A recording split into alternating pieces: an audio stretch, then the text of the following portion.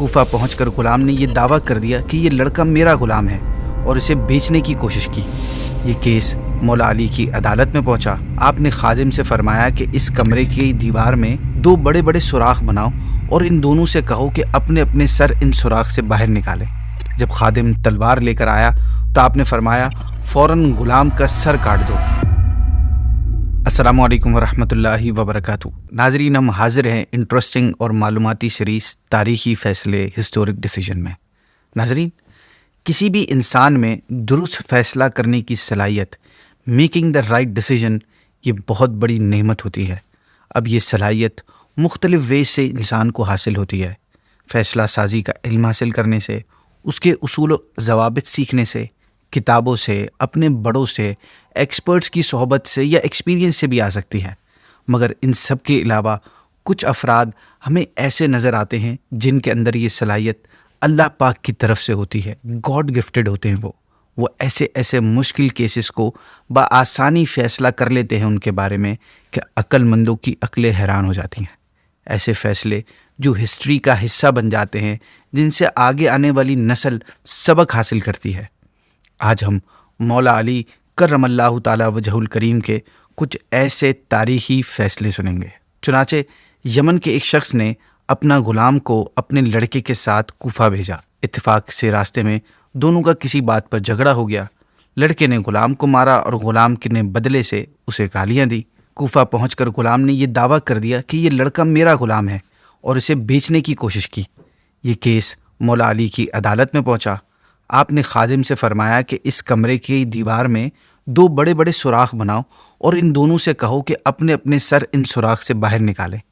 جب آپ کے حکم پر عمل کر لیا گیا تو آپ نے خادم سے فرمایا کہ رسول اللہ صلی اللہ علیہ وسلم کی تلوار لاؤ۔ جب خادم تلوار لے کر آیا تو آپ نے فرمایا فوراً غلام کا سر کاٹ دو۔ ناظرین، یہ سنتے ہی غلام نے فوراً اپنا سر اندر کھینچ لیا اور دوسرا نوجوان اپنی حالت پر ہی قائم رہا۔ اس طرح آپ نے بغیر کسی گواہ اور ثبوت کے فیصلہ فرما دیا کہ آقا کون ہے اور غلام کون ہے۔ آپ نے غلام کو سزا دی اور اسے یمن واپس بھیج دیا۔ اسی طرح ایک مرتبہ 2 عورتیں ایک لڑکے کے متعلق جھگڑا کرتے ہوئے آپ کے پاس آئیں۔ دونوں کا کہنا تھا کہ یہ لڑکا ہمارا ہے۔ آپ نے پہلے ان دونوں کو بہت سمجھایا، لیکن جب ان کا ہنگامہ جاری رہا تو آپ نے حکم دیا کہ 100 لے آؤ، آری لے آؤ۔ ان دونوں عورتوں نے پوچھا کہ آپ آرا کس لیے منگوا رہے ہیں؟ آپ نے فرمایا میں اس لڑکے کے 2 ٹکڑے کر کے تم دونوں کو آدھا آدھا دے دوں گا۔ ناظرین، یہ سنتے ہی اس لڑکے کی حقیقی ماں بے قرار ہو گئی اور اس کے چہرے سے پریشانی اور غم ظاہر ہونے لگا۔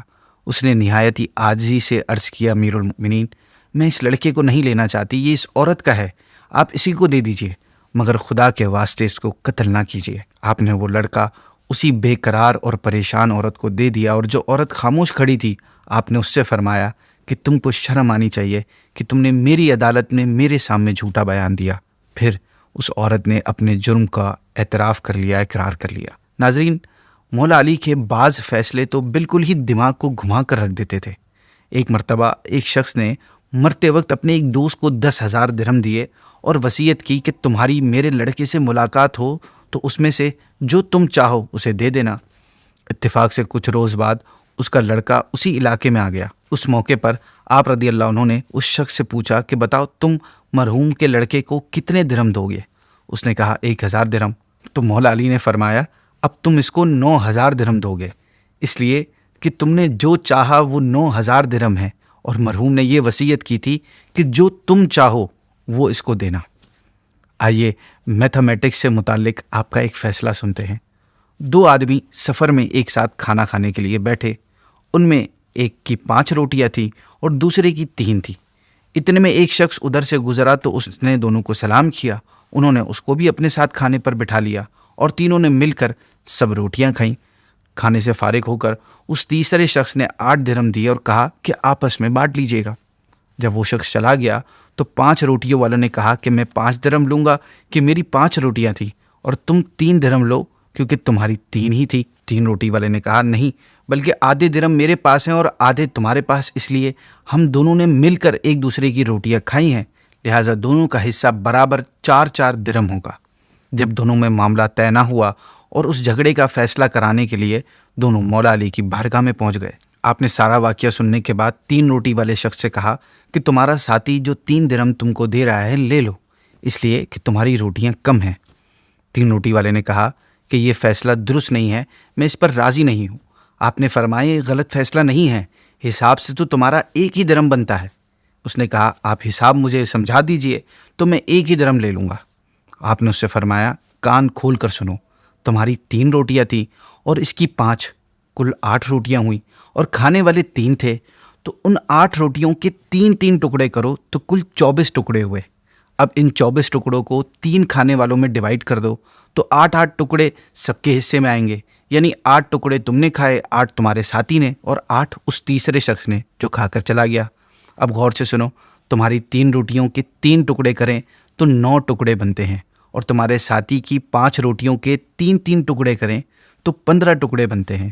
تو تم نے اپنے 9 ٹکڑوں سے 8 ٹکڑے خود کھائے، اور تمہارا 1 ٹکڑا جو بچا تھا وہ اس تیسرے شخص نے کھایا، لہٰذا تمہارا صرف 1 درہم ہوا، اور تمہارے ساتھی نے اپنے 15 ٹکڑوں میں سے 8 ٹکڑے خود کھائے اور 7 ٹکڑے اس تیسرے شخص نے کھائے، لہٰذا 7 درہم اس کے ہوئے۔ یہ فیصلہ سن کر 3 روٹی والا شخص حیران ہو گیا، مجبوراً 1 ہی درہم میں اس کو گزارا کرنا پڑا، اور دل میں کہنے لگا کاش میں 3 درہم لے لیے ہوتے تو بڑا اچھا ہوتا۔ ناظرین، ایک اور کمال کا فیصلہ سنیے مولا علی کا۔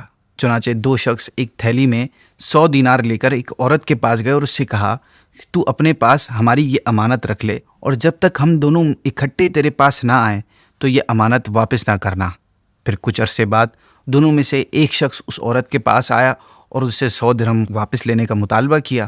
اس عورت نے وہ 100 دینار دینے سے انکار کر دیا اور کہا کہ جب تک تم اپنے ساتھی کو نہیں لاؤ گے میں یہ دینار واپس نہیں کر سکتی۔ اس آدمی نے کہا کہ میرے ساتھی کا انتقال ہو گیا ہے، لہٰذا تم مجھے میرے دینار دے دو۔ عورت اس بات کے باوجود بھی نہیں مانی۔ چنانچہ وہ شخص اس عورت کے قبیلے کے بڑے لوگوں کے پاس گیا اور انہیں سارا معاملہ بتایا۔ قبیلے کے بڑوں نے اس عورت کو فورس کیا کہ وہ اسے رقم لوٹا دے، چنانچہ عورت نے مجبوراً وہ رقم لوٹا دی۔ پھر اس واقعے کے 1 سال بعد دوسرا شخص آیا اور اس نے بطور امانت رکھائی ہوئی رقم کا مطالبہ کیا۔ عورت نے اس کو بتایا کہ تمہارا ساتھی نے کہا تھا کہ تم تو مر گئے ہو، اس لیے میں نے اپنے قبیلے کے بڑوں کے فیصلے کے مطابق تمہارے ساتھی کو وہ رقم لوٹا دی۔